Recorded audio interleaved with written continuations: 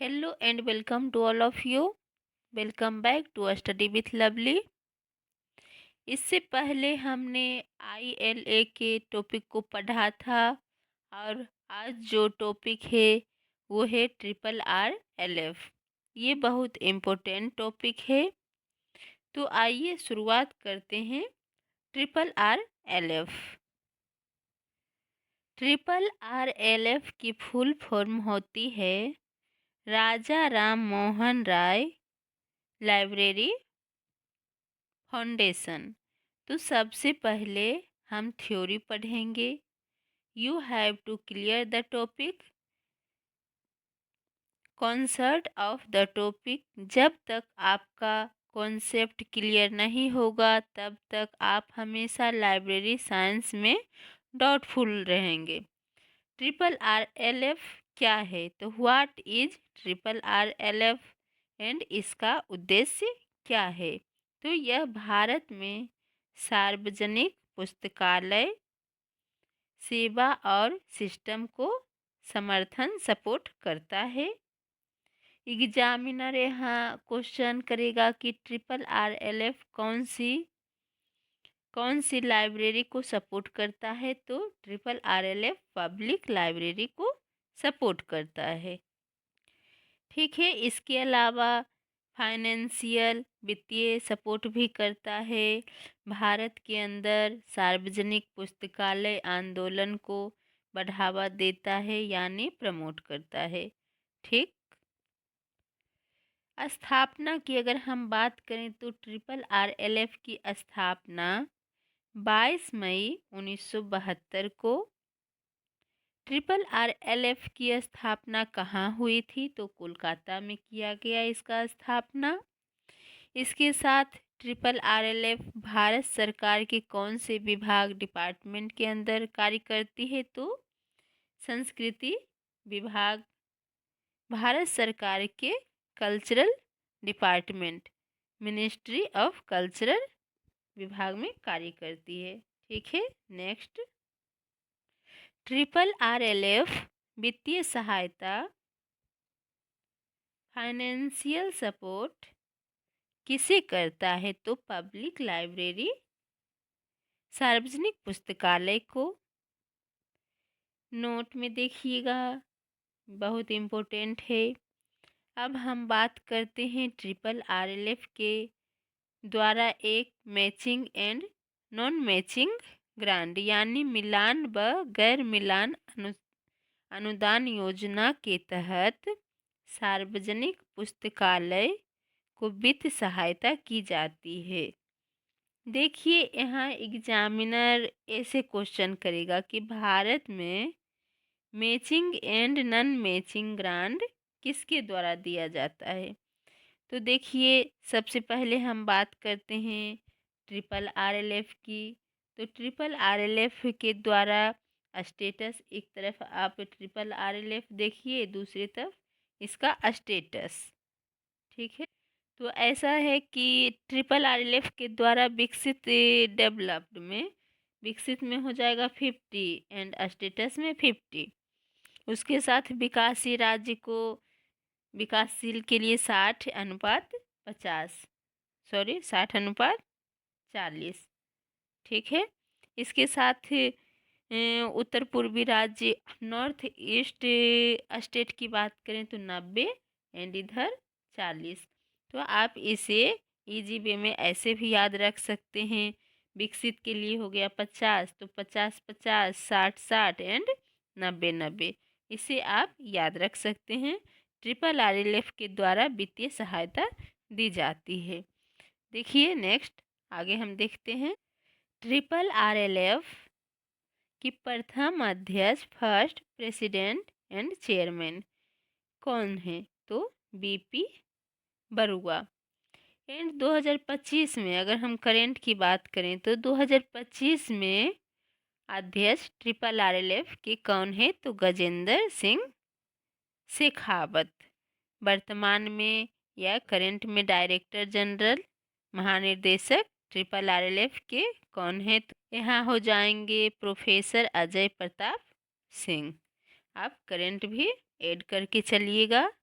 Next देखिए, RRLF के कितने जोनल ऑफिस या क्षेत्रीय कार्यालय होते हैं? तो यहाँ 5 हो जाएगा। क्रम से देखिए, असम, कोलकाता, मुंबई, न्यू दिल्ली एंड चेन्नई। ठीक है। देन नेक्स्ट, RRLF के द्वारा किस किस चीज़ का प्रकाशन होता है? तो ग्रंथालय, पहला हो गया ग्रंथालय, दूसरा हो गया टैगोर बिब्लियोग्राफी, RRLF के द्वारा भी प्रकाशित होता है। तीसरा में हो गया directories of public library in is India and चौथा हो गया books for the millions on the direct piece. ठीक है। तो ये चारों प्रकाशन RRLF के लिए बहुत इम्पोर्टेंट है, इसे आप ध्यान से देखिएगा।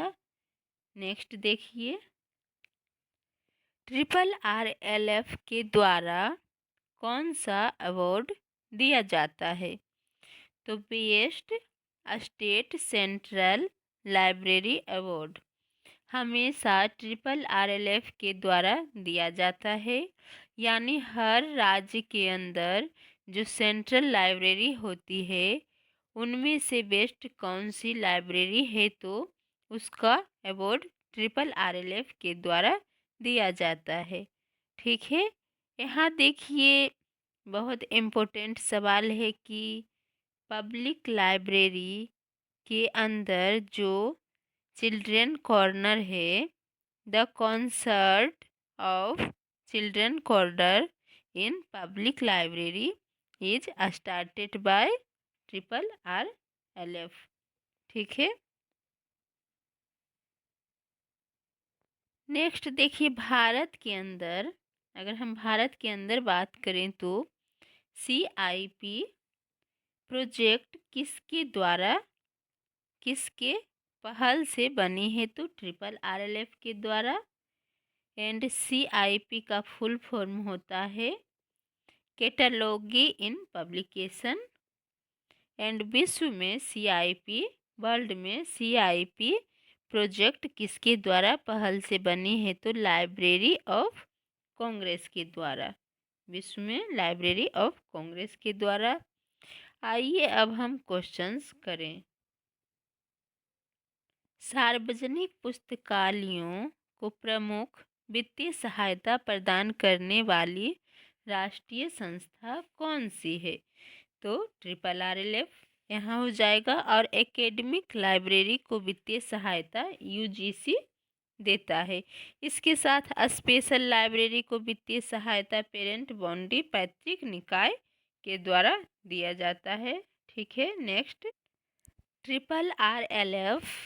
RRLF वित्तीय सहायता मिलान योजनाओं के तहत सहायता को दिए गए अनुपात के अनुसार RRLF और विकसित राज्यों के बीच मिलान के आधार पर साझा किया जाता है। तो RRLF एंड डेवलप्ड के अनुसार 50:50 होता है। नेक्स्ट देखिए, RRLF भारत सरकार के किस मंत्रालय के अंतर्गत आता है? तो ये हो जाएगा संस्कृत मंत्रालय, मिनिस्ट्री ऑफ कल्चर के अंदर ये आता है। नेक्स्ट देखिए, who is the present director general of RRLF? यानी वर्तमान में RRLF के महानिर्देशक कौन हैं? तो प्रोफेसर अजय प्रताप सिंह हो जाएंगे प्रेसिडेंट, मतलब वर्तमान में। नेक्स्ट देखिए, भारत में सार्वजनिक पुस्तकालयों को मिलान और गैर मिलान अनुदान किसके द्वारा दिया जाता है? तो गैर मिलान एवं मिलान और गैर मिलान तो RRLF के द्वारा दिया जाता है।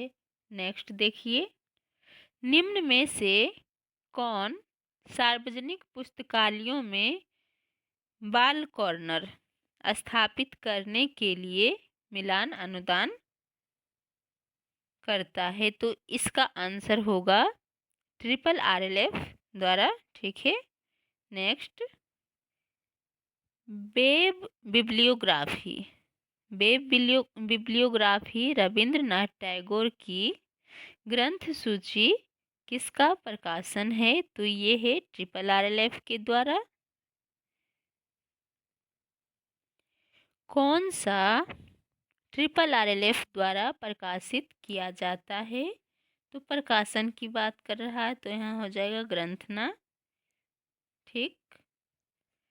Raja Ram Mohan Roy library foundation, triple RLF का मुख्यालय कहाँ था? तो कोलकाता। एंड इसके साथ देखिए, ट्रिपल RLF की अगर हम फुल फॉर्म की बात करें तो ये हो जाएगा Raja Ram Mohan Roy library foundation. Next, triple RLF के वर्तमान अध्यक्ष कौन है? तो प्रेजेंट में तो गजेंद्र सिंह शेखावत हो जाएंगे 2025 में अध्यक्ष इसके ट्रिपल RLF के। चलिए, इसके साथ ही ये हमारा आज का most important class triple RLF समाप्त होता है। आगे की क्लास में हम और भी अच्छे अच्छे इम्पोर्टेंट टॉपिक पे चर्चा करेंगे। इसके साथ ही आप स्टडी विथ लवली के साथ जुड़े रहें, और नए हैं तो चैनल को सब्सक्राइब ज़रूर कर लें ताकि आपको बेहतरीन कंटेंट यहाँ से मिल सके। Thank you.